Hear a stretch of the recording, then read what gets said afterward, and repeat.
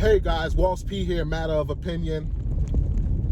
So this little, I wouldn't call it a morning rant, but this, let's say afternoon rant, was based on a conversation that I was having with my boy Mookie, aka William Wade, in his live. And he was talking as I was typing, so a lot of stuff, was getting misconstrued and stuff, and I couldn't really get to say the points that I really meant.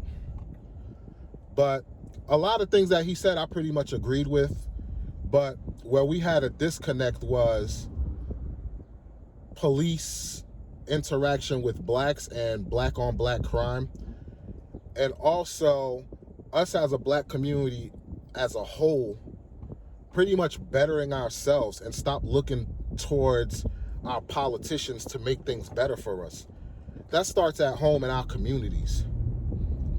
I hear all this, what has Biden done for us and stuff like this. For me personally, I don't care what Biden has really done for us. I look at it as we as a people need to level ourselves up. You get what I'm saying? And we should be investing in ourselves. That's our job. Can't nobody save us from anything. If you have a person who has a drug addiction, if that person doesn't want to go into rehab, guess what? No matter what you do, it's not going to save that person. I don't care what you do. You could force them into rehab and the whole nine, but guess what? If that person have it in their mind, I'm still going to take these drugs or whatever, nothing you can do is going to help that person. And that's the same thing I feel as with us in the black community. We need to take care of ourselves and hold ourselves accountable. Because at the end of the day, why would other outside sources look to help us if we're not looking to help ourselves as a whole? You get what I'm saying? And the reason why I say this is because I'll put it to you in a scenario like this. If you're working, right, or let's just say you own a business and you hire a family, let's just say the Johnsons, right? So they're like, hey, we really need this opportunity, blah, blah, blah. So you hire the Johnsons and everybody who is friends with them or connected to them. So now when you hire them, they work for like a week, and all the next week, none of them come to work. They all just quit. So then it's like, damn, like I thought they really wanted to change, or, not change, but I thought they really wanted to work and needed the money. So now the next week, another family, the Johnsons or whatever, who are distant relatives or whatever, hey, we understand what they did, whatever, but hey, we need this job or whatever. We need this money. You hire them, the same thing happens again. At what point do you start saying, yo, you keep telling me you want this help, but if you're not helping yourself, what's the point? You get what I'm saying? And that's the way that I basically view black on black crime with police brutality and everything like that. Because it's like, if you don't care about yourself, then why should a officer really care about you when it comes to dealing with you? You don't even care about your own selves. It's crazy how a KKK member was like, yo, I can't be mad at black folks because they're doing what I want them to do at an alarming rate on their own. You hear what I'm saying? And then people like to throw crime and proximity in together. But here's my problem with that. The only other race that has been ostracized and been beaten and battered like blacks have are Jews. I don't hear about so much Jews on Jews killing and crimes. When you go to a Jewish community like in Brooklyn and stuff, they have their own school set up. They have all. Now, I will say this. who do have government help and do have government assistance and stuff like that. So that does help and play a role. But they also have the knowledge of, I understand your struggle, so I'm going to do whatever I can to help you out. They don't have the crabs in a bucket mentality. You get what I'm saying? When you got a black brother or black sister that's trying to do right, you look at them as a sellout or a nerd or a geek. Or if you speak proper English, oh, look at you, you talk white. No, I'm speaking proper English. You get what I'm saying? So it's crazy how we glorify negativity, but then turn around and want all positive changes. How that doesn't compute. That doesn't compute whatsoever to me. So again, if you're my brother or my sister and you know about the struggles that we went through, then you should be able to understand the plight of the black man or plight of the black woman. You get what I'm saying? But yet we destroy. And it's mind-boggling. And like the point that my boy Mookie said was, look at the clothesline FUBU, whatever. That was for us, by us, but you would get clowned if you wear it. What does that tell you? Something that somebody made for us, we rather clown it and go support, other nationalities with the products that they have. So how can you talk to me about, oh, we need change and all of this stuff like that, and we don't even want to help ourselves? You get what I'm saying? And I'm not saying police interaction with blacks is to get swept under the rug. No, that's not what I'm saying. But what I'm saying is we're killing ourselves more at an alarming rate, and we understand our history of all the trouble and the plight of the black man, black woman, slavery, all of this stuff. We understand that amongst all of us. Hard to get a job, hard to get into whatever, hard to get this. We understand all of this. But yet we still treat each other like crap. And we don't hold each other accountable for that, but we'll look to hold ourselves accountable when it comes to police interactions with black folks. And you know what's the crazy thing? Is people will look at these videos and stuff of police interactions with black folks, only take a 5-second clip and run with it. Like the hottest news the other day was about the in Maryland, whatever, at the beach or whatever, and how the cops hem somebody up. What y'all didn't realize was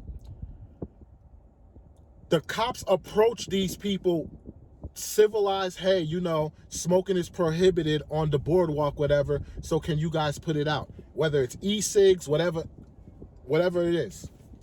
They told them nicely. Everybody else was like, all right, cool, kept it moving. But you had the one jerk who wanted to, nah, I'm going to do what I want to do. So one thing led to another, and then that's when you saw what went down. And then when the cops was arresting other people, what did you see? You saw them throwing punches and all of this stuff at the police. So what do you think they're going to do? And then the other thing that I hear too is, hey, when is things going to get for the better?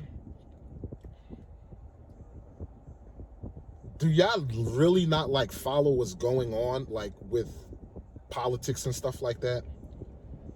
Why do you think now police got to wear body cams? Why do you think now a lot of police, they're not getting away with doing these things where they're actually getting convictions, losing their jobs, and doing time?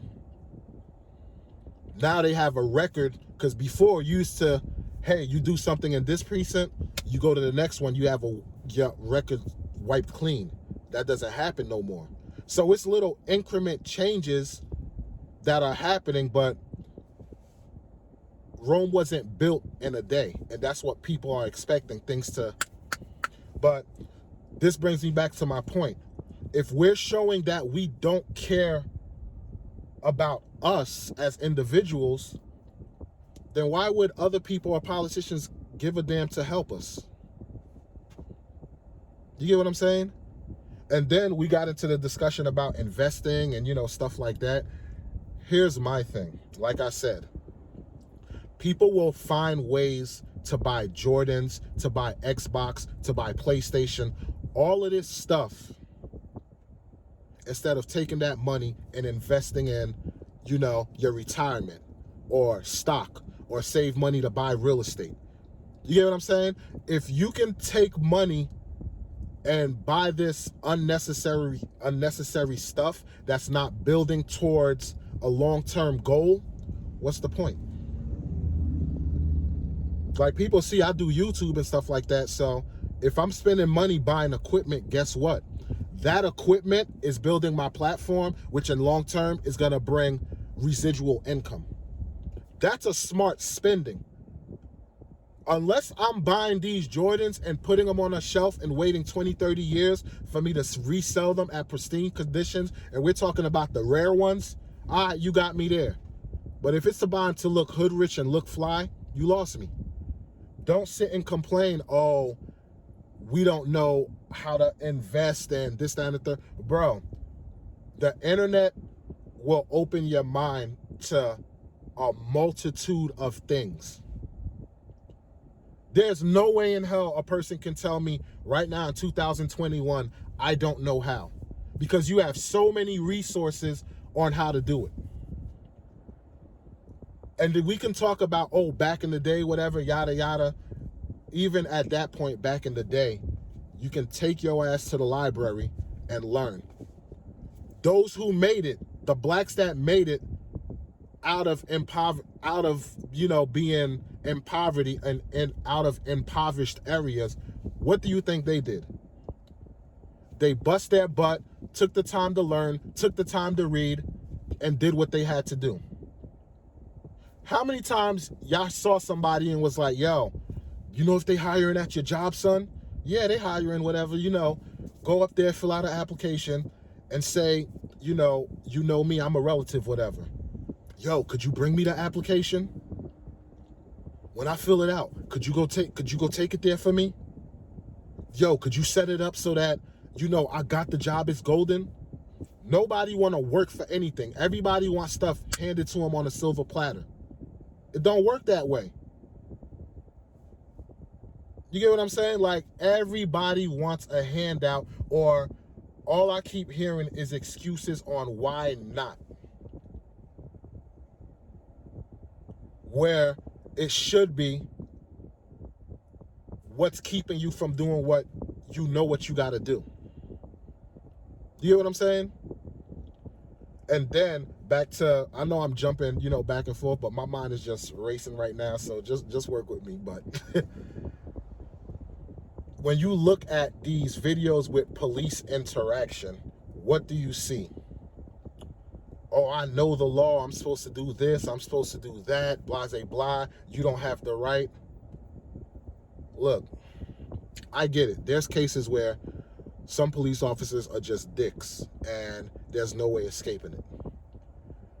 But 9 times out of 10, what I see is a cop approach a person, whatever, whether they're racial profiling or not. Look, we know what it is. You get what I'm saying? You know what it is. So why exacerbate the situation? So a cop roll up, hey, can I see your license and registration, whatever, yada, yada. What's so hard about here? Take it and keep it moving. Like, what's so hard about that? And if something negative does happen, that's when you fill out a police report. You get what I'm saying? So it's like there's ways to fight it, but people just choose to go in different directions. Because I'm like, yo, what is all that yelling and back and forth banter going to solve? Like, what is it in actuality? What is it going to solve? And the crazy thing is, People will show all this, I'm tough when it comes to a cop, right? But when it comes to their boss, comply to every word their boss say. A person who literally have their life in your hands, you're going to talk the most reckless to. But a person who can just fire you and you can find another job tomorrow, you show them the utmost respect. Where's your priorities? Like, seriously, where's your priorities? I honestly don't get it. There's money to be made out here. There's ways to, build that financial wealth and investment. But the thing is, do you want to take it?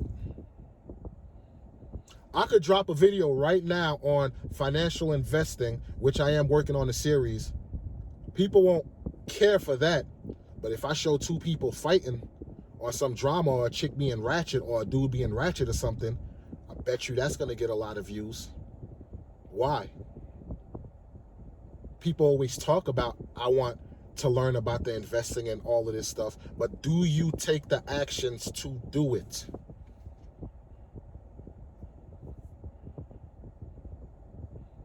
You get what I'm saying?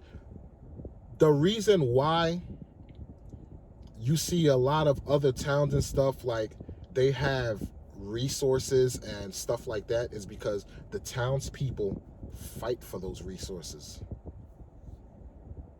How many of us fight for those resources? How many of us are going to the town hall meetings and stuff like that to fight for those things? If you do go, you see about 5-10 people, max 20. You don't see over 100 people there. So how are you telling me that, oh, it's lack of resources, this, that, and the third, but are we willing to fight for those things? See, that's what you saw when it came to the times of Dr. Martin Luther King and Malcolm X. Those people were fighting for the things that they wanted and was going about it the right way. They literally fought. They was willing to take a loss. They was willing to, take a step back. Like, the last job I was at, right? Me and my boy Vic was there, and we was basically fighting for change, for more money, all these different things. So we talking to everybody to get on board. Yo, this is what we're going to do. Come Monday, we're going to do X, Y, Z, blah, blah, blah. Boom. Come Monday, we the only two assholes sitting there. Everybody else, nah, man, yo, I got to go about my business. I got these bills and, yada, yada. Like, so it's like us as a community, when are we going to stand together, get out that crab in a bucket mentality, and do what we got to do? Chinatown got their whole community. They shop in their community. Wood Ave and Linden, those who live in Linden or from Linden, you know Wood Ave. Polish run area. They shop there. Spanish areas, all the Spanish people shop there, stick together. We're the ones that I don't see doing these things. And if we do, most people don't shop at these establishments. So what are we doing here? What are we talking about? That's what I want to know. What exactly are we talking about? It's easy to talk a good game, but when you look at what's going around, that's the reality of the situation. Now, don't get me wrong. I do understand there are people who are looking to make that difference, are looking to, make that change, are looking to do these things. But if we don't do it as a whole, as a community, how much of a difference is it really going to make? These are the questions that I got to ask. See, my thing, I'm about accountability and results. So I can hear these excuses of why not? Oh, it's hard. Okay, you know that. So what you gonna do? Sit on your ass and let it come to you? No, it don't work like that. You gotta get your ass up, grind, do what you gotta do. I don't care if it takes time to reprogram, whatever the case that may be. Guess what? You want a better life? You better put that damn work in to make that better life come to you, because nobody's gonna save your ass. No government checks, no president, no politician. You gotta do the work. And people who want to go into biblical terms, God will say, hey, I'll present the stuff in front of you, but you got to put in the work to make it happen. I mean, those aren't the exact words, but you get what I'm saying. I can lead you to the water, but it's your job to drink it. It's your job to purify it, or whatever the case may be. But the information is right there to be had. So what are you going to do? We know the police are grimy. We know that some of them are racist. We know all of these things. But what are you going to do to make sure you get home at night safe to your kids, your wife, your loved ones?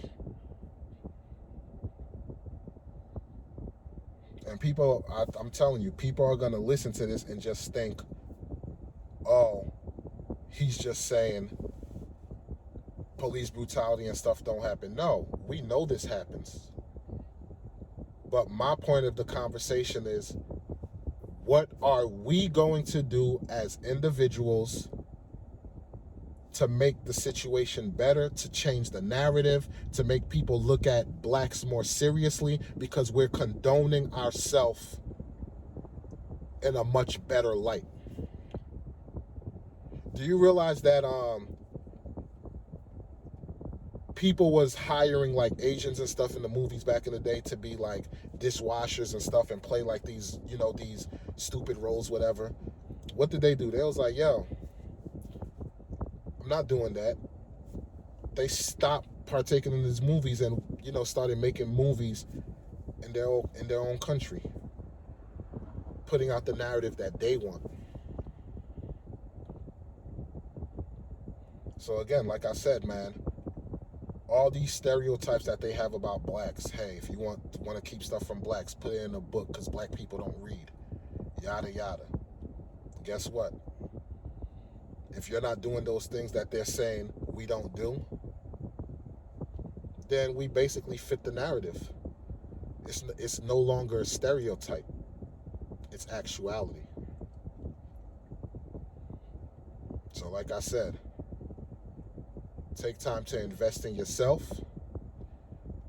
Think of strategic ways with police interaction to do what you got to do. And if something go left or go right, badge number, file a complaint, things of that nature. Turn your camera on your phone. All of these things. Take these proper steps. Level up. Make things better for you. Because there's no excuse not to. People say there's no resources, but in actuality, there is resources. Books, knowledge, all that is resources in one way or another. And if we take time to build our communities, then guess what? Now we could take the fight to our politicians and our lawmakers and stuff like that, because now we planted the seed and watched it grow. So now we actually have something that we could present like, yo, we deserve better. We need resources. Look what we did without your resources. Give us our resources that we demand. Everybody stick together and fight for it. Then guess what? You can't be denied. So that's me with my little rant. This video will be on Facebook and on YouTube, so check out the YouTube channel, Matter of Opinion. And like I say, man, those who disagree with whatever I say, hey, I got a platform. Let's talk about it. You get what I'm saying? It's easy to have a debate or a conversation with yourself, but bro, I got a platform. We could do it live. Let's make it happen. So, Walls P, matter of opinion. Catch you guys on the next one. Peace. It's a matter of opinion.